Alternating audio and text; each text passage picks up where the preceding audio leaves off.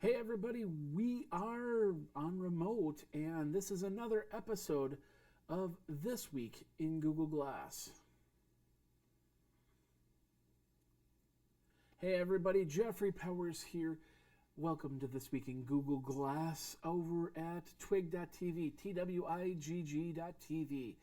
It's a slightly different week here as there's no Luke Wallace with me. It's just me in Tucson, Arizona. I'm here for Techonomy 13. I just got to hear some very influential speakers on technology, learn a little bit more about where technology is actually going to go, and it was pretty cool. And of course, I've got 2 more days of this forward thinking that is going to happen here. It's awesome. I got into Tucson about 1 o'clock in the afternoon. Here's the view from my hotel room, and there's an actual balcony at the hotel room. That's pretty sweet, and I had a lot of fun with it. I took some Google Glass shots.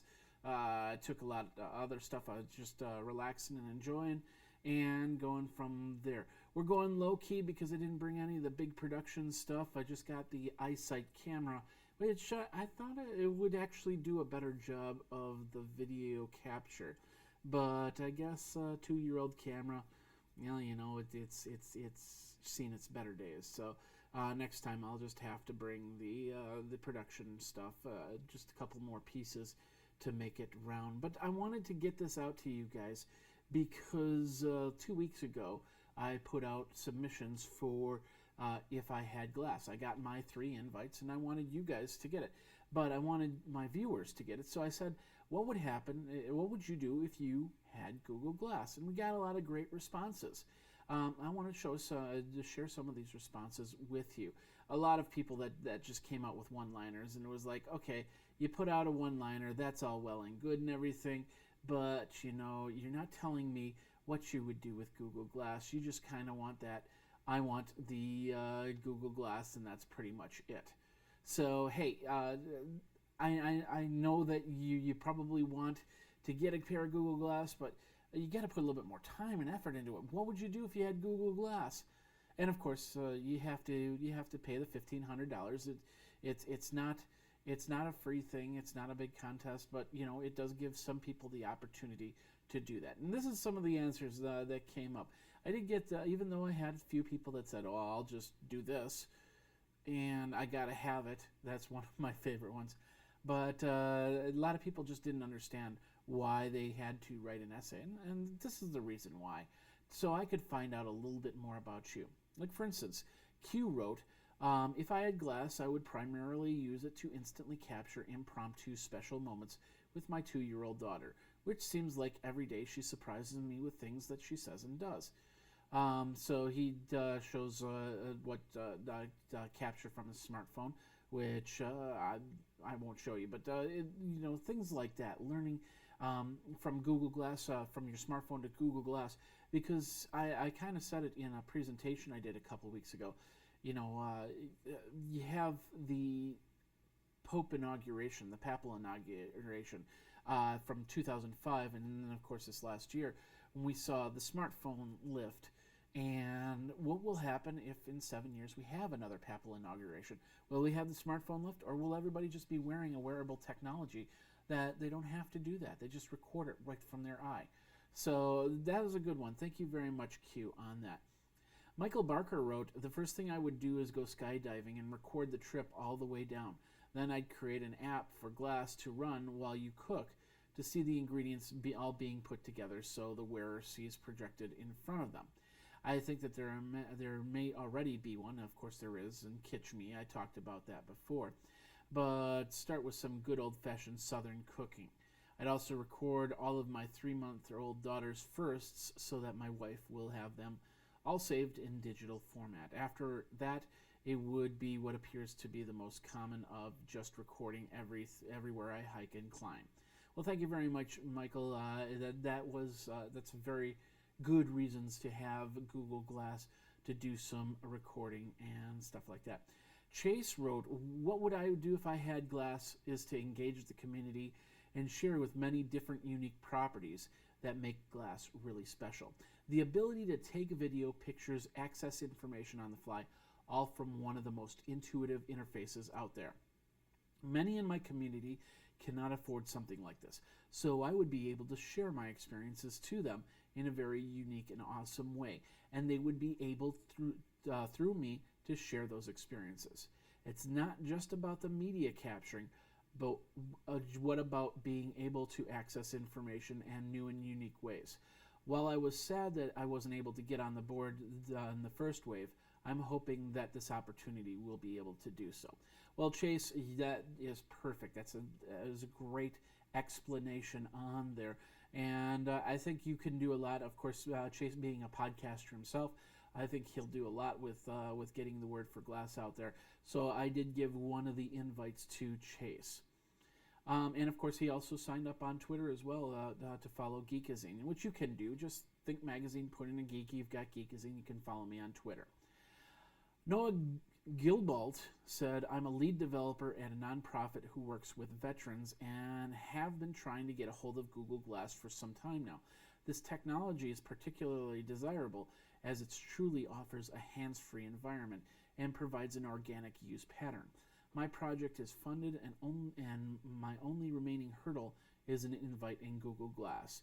Well, Noah, guess what? I gave you an invite to Google Glass. Of course, you accepted it because I needed to get your email address. So, Noah, congratulations on this.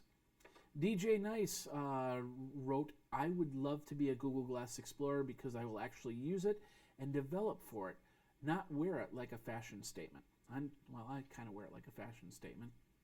Anyway, I'm tired of seeing glass all over the internet because not being used at 1.1% of its potential. Google Glass is an amazing technology and will change the world, and I want to be part of that change. Well, I did offer the third pair of Google Glass to DJ Nice, but he had already gotten an invite to there. So I had to move on. So let's move on here. If I had glass, what I wouldn't do was the real question. I geek out glass. I'm a geek already. Glass would just complete me. I'm a very tech-savvy individual, and I would love to be one of the first owners of glass. I live in Kissimmee, Florida, where technology and Google Plus is invisible. Every time I talk to someone about glass or tech, they would look at me like I'm crazy. If I had glass, I would use it for my everyday commute to school, work, and my social life. Apparently, he works at Disney Universal SeaWorld. Okay. I would love to have glass when visiting to these tourist attractions. Okay, it doesn't work there. He goes there. I joined the If I Had Glass contest, but unfortunately was not one of the 8,000 chosen. So, William, very, very good one. I had another one. My friend Jeff. Actually, Jeff has done a lot for me as Geekazine because he has a couple servers out there, and a lot of the recordings that I do are hosted on those servers. So Jeff actually came back and said if I had Google Glass, I would be another one of the Madison Glass explorers out there.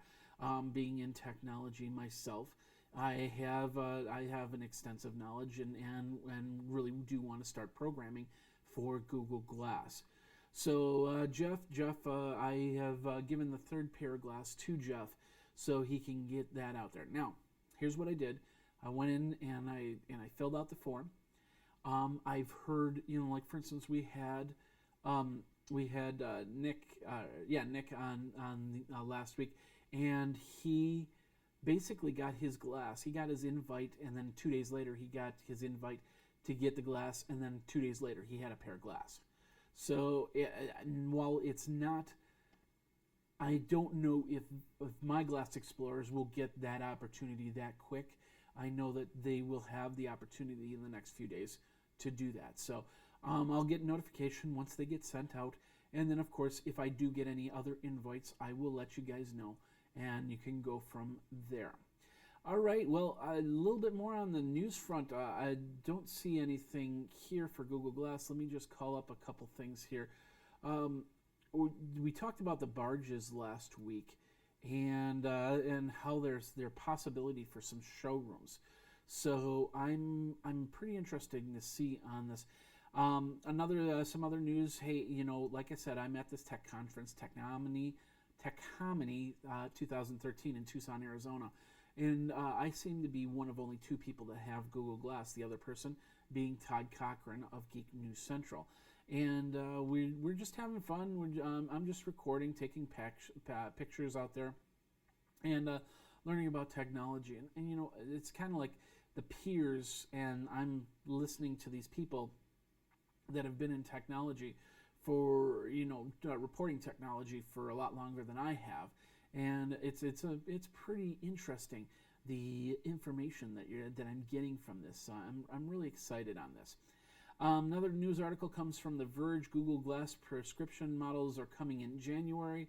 Now, we talked about somebody who actually made their own prescription, started through LensCrafters, went through a third-party company. Of course, you can watch that episode last week and find out more on there.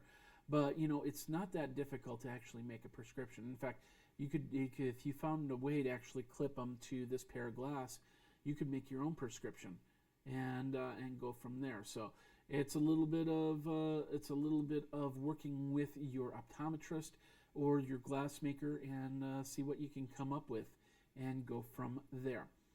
Now, one of the things we talked about at Techomany, I can't even say it, is where biotech is going. This is part of the biotech futures and stuff like that.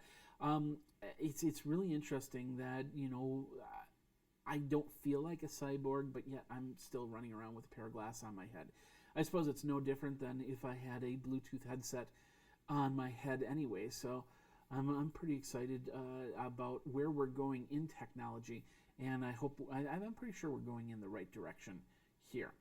Other than that, we've got some pretty straight up, of course. Oh yeah, LeVar Burton talked about Google Glass, and he basically said, "Hey, you know, it kind of disturbs me," but then he first gets a pair on, and I don't know, it's pretty interesting. He's got a really cool. I saw some of it on Engadget and their event, and of course he's talking about reading Rainbow. He's talking about being Geordie LaForge.